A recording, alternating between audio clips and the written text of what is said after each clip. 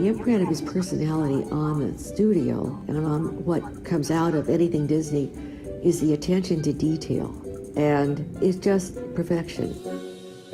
Walter Elias Disney was born in Chicago, Illinois on December 5, 1901. He developed a love of drawing, and by 18, he became a draftsman at a Kansas City art studio. His very first job in the art world was at a small company where he met Ub Iwerks, who turned out to be a fantastic animator later in his life. But the two became friends, and shortly after they decided to form a company together. Working with Iwerks and his brother Roy, Disney opened a Hollywood studio in 1923. 5 years later, the studio made Steamboat Willie, starring an animated mouse who would become the cornerstone of their company. Mickey Mouse had a real personality, and that personality was kept consistent from film to film to film. The other reason Mickey was a huge success was that Walt decided to use Mickey as a means for introducing sound to cartoons. In 1934, Disney began work on Snow White and the Seven Dwarfs, which became the highest-grossing film of the year and named AFI's greatest American animated film of all time. Snow White had, besides being a beautiful piece of art with some wonderful original music and a very sweet love story, was just so well done, so well plotted. It was just a work of art. It was a treasure. In the 1940s, Disney opened a new studio in Burbank and released a succession of animated classics, including Pinocchio, Fantasia, Dumbo, and Bambi. By 1950, Disney released its first live-action film and TV special. Every film he did added something new. Pinocchio had a great story, tremendous artistic detail. Fantasia gave him the opportunity to experiment with color and with sound. Bambi brought whole new skills to his artists because the animals for Bambi were much more realistic. Everything added to the skills of the Disney studio. Disney's dream of a children's amusement park came to life on July 17, 1955, with the televised opening of Disneyland, the most well-known theme park in the world. The whole park fascination started back when he was in Kansas City. A certain amusement park there, he and his little sister would stand outside with not the money to go in. And later, Rudolph Ising, one of his original animators from Kansas City, is quoted as saying, Walt and I went to the park one day, and Walt said, I'm going to have a park like this someday, but mine's going to be clean. During the 50s and 60s, Disney dominated television with several weekly shows, while still producing feature films. In 1965, his musical Mary Poppins scored 13 nominations and 5 Academy Awards. Many of film critics have called Mary Poppins Walt's masterpiece. He brought together all he had learned from a great many years in the film industry in one beautiful film, including, much to the surprise of many people who had started working on a live-action film, animation. On December 16, 1966, Walt Disney died of acute circulatory collapse brought on by lung cancer. Today, the multi-billion-dollar Disney empire includes multiple TV networks, motion picture studios, vacation resorts, theme parks, and record labels. Though Walt Disney passed on, it's remarkable to see how many children and adults continue to enjoy and love his works.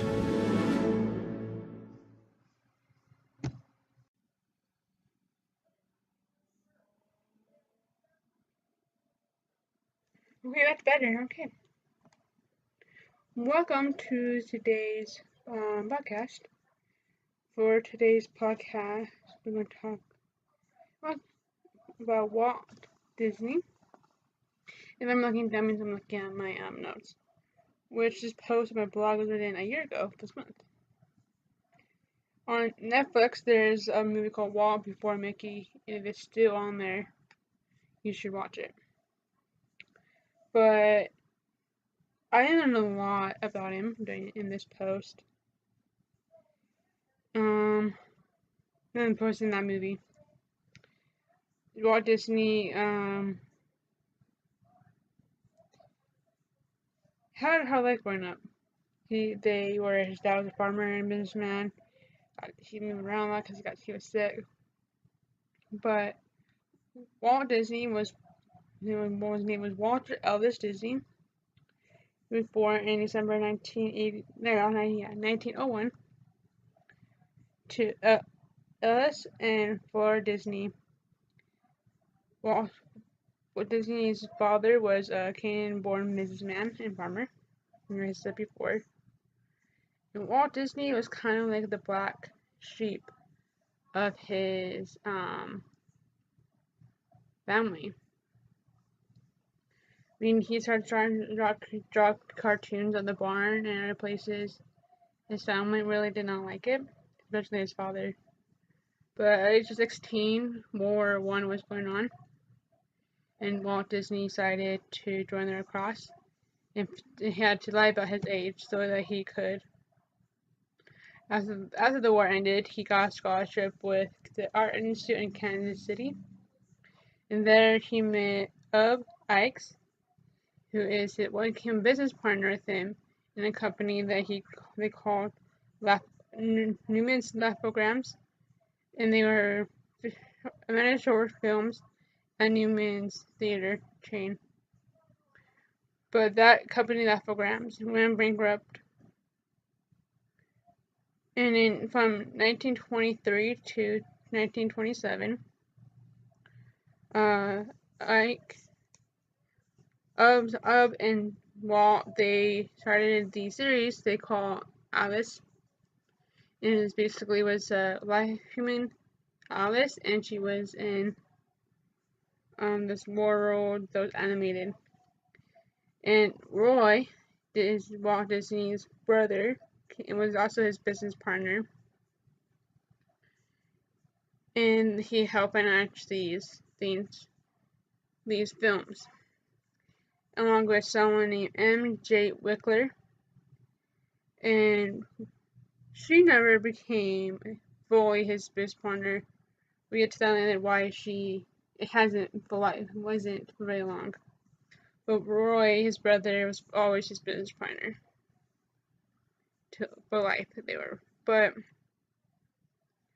the Alice short films in 1927 just became unpopular. And so Walt Disney started Oswald the Rabbit.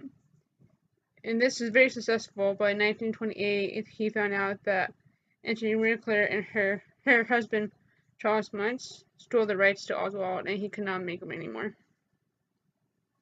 They also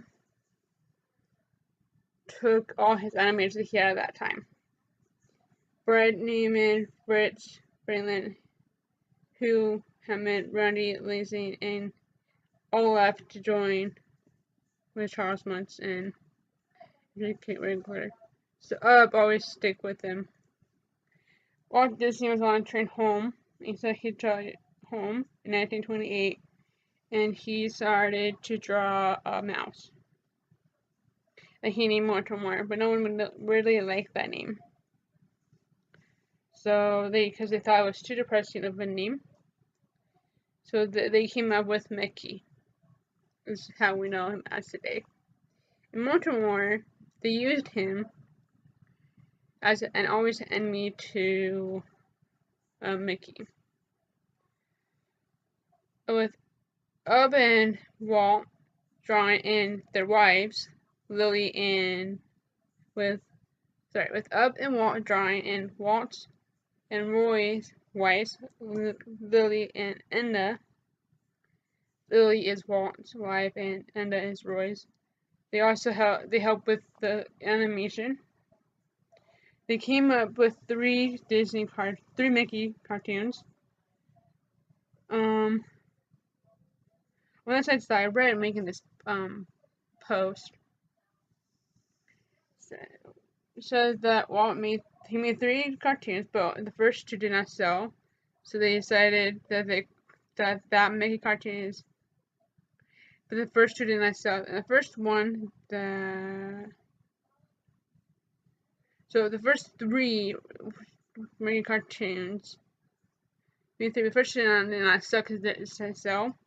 So that he added sound and sound music to the third one, and that one was a success, and Walt Disney voiced Mickey, and that one was called Steamboat Willie.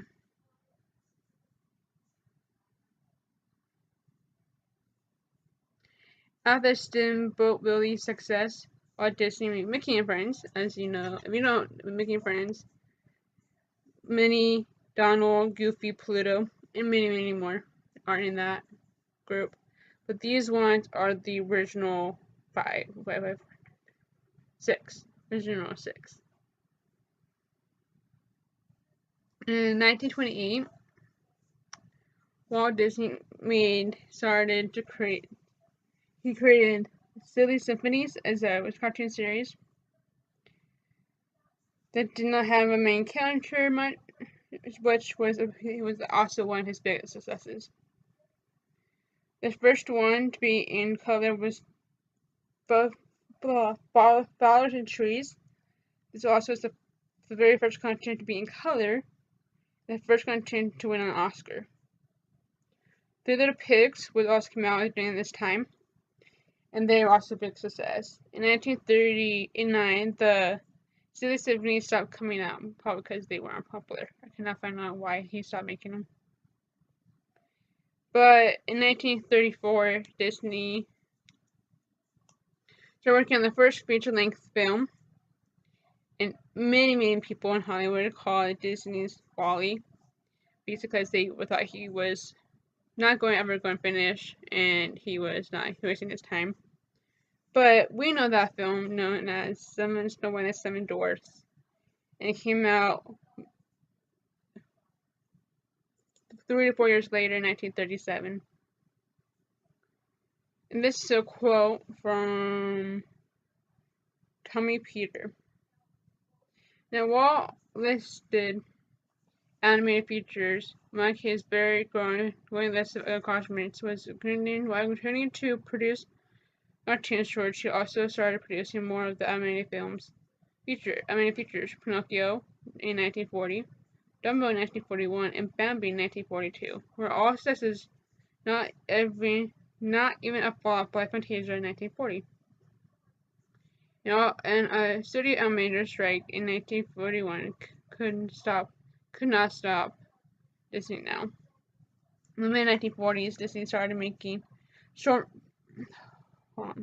films, and then he put those into one big film. So this is after Snow White came out, and he would make all these short films, Disney short films, and he put them all together. But in 1950, he started to make again the full-length films. So I told one story. These films were Cinderella in 1950, Alice in Wonderland in 1951, and Peter Pan in 1953. Also in the 1950s, he started producing live-action films like Treasure Island and Sounds of the South. Sounds of the South is now known as being racist, so if you never heard of it, that's why. Disney continued to produce animated feature films like after those ones, Lady and the Tramp 1955, Sleeping Beauty 1959, and 101 Dalmatians in 1961. In 1955, Walt Disney opened Disneyland in Southern California.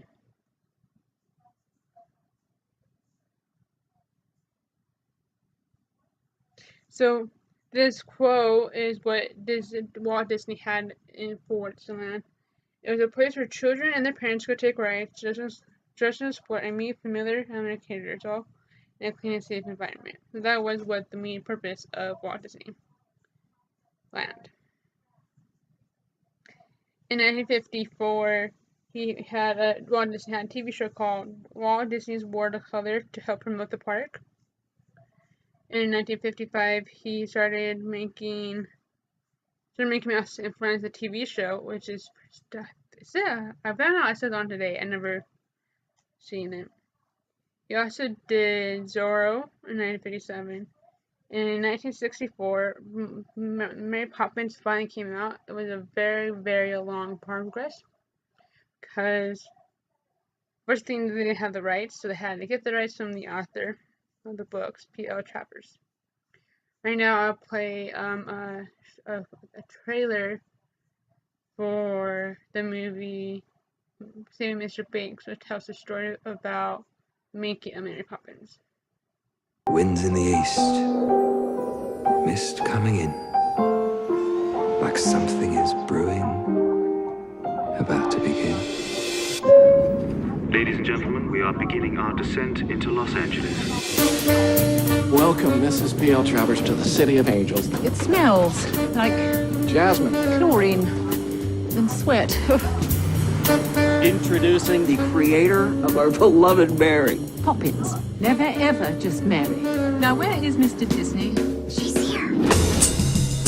Well, Pamela Travers, you can't imagine how excited I am to finally meet you. Would you mind? My name is Mrs. Travers, Mr. Disney. Oh, Walt, now you gotta call me Walt. 20 years ago, I made a promise to my daughters that I would make your Mary Poppins fly off the pages of your books. I promised them, Pam. I know what he's going to do to her. She'll be cavorting and twinkling. You can't make the film unless you grant the rights. Damn. Now, let us begin. She has a lot of ideas. What kind of ideas? Constable's responsible. Now, how does that sound? No. Responsible is not a word. We made it up. Well, unmake it up. She won't approve Dick Van Dyke. No. The Baptist house doesn't look like that. No, it's all wrong. It's all wrong? Supercalifragilisticexpialidocious. Stop! Mary Poppins is not for sale. I won't have her turned into one of your silly cartoons. Says the woman who sent a flying nanny with a talking umbrella to save the children. You think Mary Poppins has come to save the children? Oh, dear. Mrs. Travers, what am I missing here? I'm wondering what I have to do to make you happy. You know, you've never been to Disneyland, and that's the happiest place on earth. No, please. Well, when does anybody get to go to Disneyland with Walt Disney himself? There he is. Where did she come from? Mary Poppins and the Bankses. They're family to me. Mary Poppins was a real person? So it's not the children she comes to save. It's their father. It's your father. You don't know what she means to me. I won't disappoint you. I swear, every time a person walks into a movie house, they will rejoice. Don't you want to finish the story?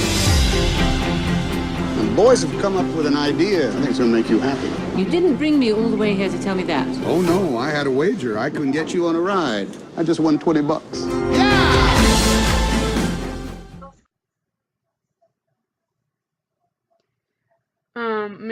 Disney promised his daughters that he would make Mary Poppins, as it says. I think it says in the film. Well, as you can see, as you see previously in that video, he did, and it tells the story. And like I said, in this movie, Saving Mr. Banks, Walt Disney is played by Tom Hanks. After Mary Poppins, he started the theme park in Florida, which he never got to see complete because he died in that December of 1966. He died from lung cancer at the age of 65 after many years of smoking.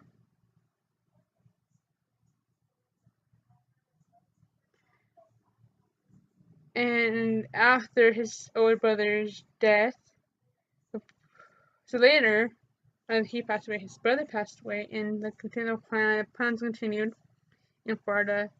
That park was opened in 1971.